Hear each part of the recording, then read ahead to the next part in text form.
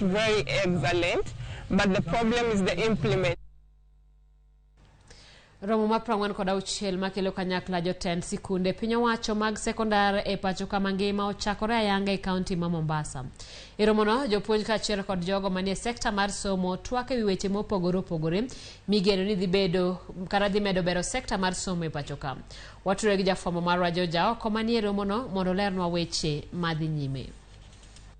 Erokamano ahinya, wantiere e kaunti ma Mombasa kuom odiochieng' ma kawuono ni wantiere e romo magalamoro mokelo kanyakla jopuonj duto mag secondary mawuok e pacho ka mangima. En romo mitimoga higa ka higa ka gitwakie weche mopogore opogore to chutho mago motenore kod ka weche mag somo.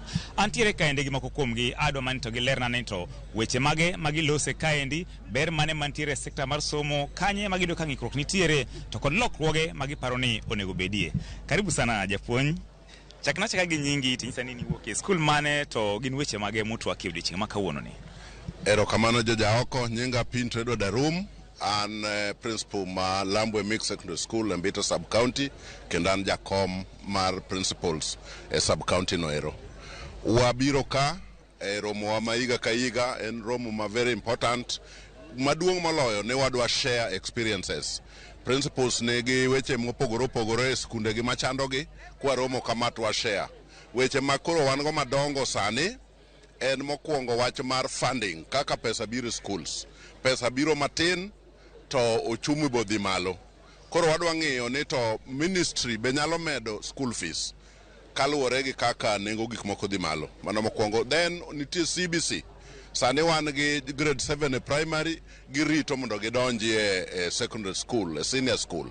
To nyaka sechegi preparation malongo, chenruok malongo pok otimore. Koro wabiro ka mondo jatelo maduong' mar education onyiswa ni to ere mpango magin godo.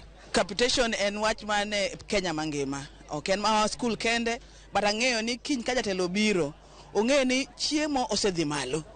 Nyithindo denyo. Kawune gidonjo after gichiemo dala ka gima ne ok chiemo e school. Nyiso ni chiemo tin e school. Koro jatend piny ko biro, omede mana capitation matin, at least the boarding side of it, kata ka gimedo fee mondo nyithindo chiem maber. Onego med jopuonj msara, onego med gi everything, allowances gi te bi owinjo medi. Mondo ka jopuonj nyalo cope up gi gik matimore sani endi.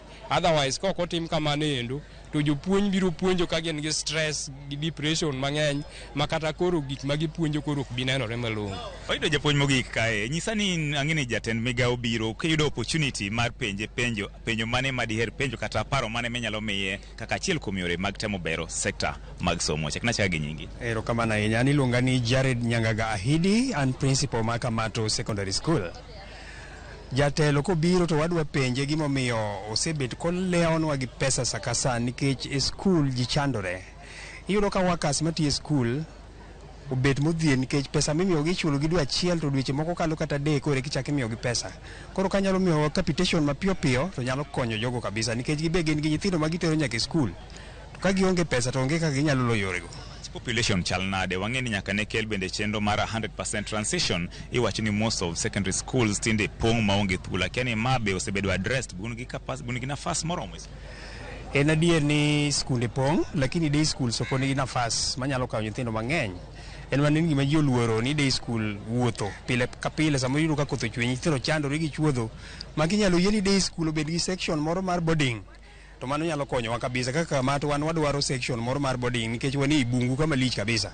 Koro kinyalo miwa partner to waketo nyithindo moko bodnwa to population nyalo dhi malo maber. Erokamano ahinya. Mana kaka iwinjo janeno mar Ramogi TV, mago mana moko kuom jopuonj mayuore romoni madhi nyime e kaunti ma Mombasa kae, ma odiochieng' makiny igeno ni ibiro yawe ayanga gi jatend Migago mar somo.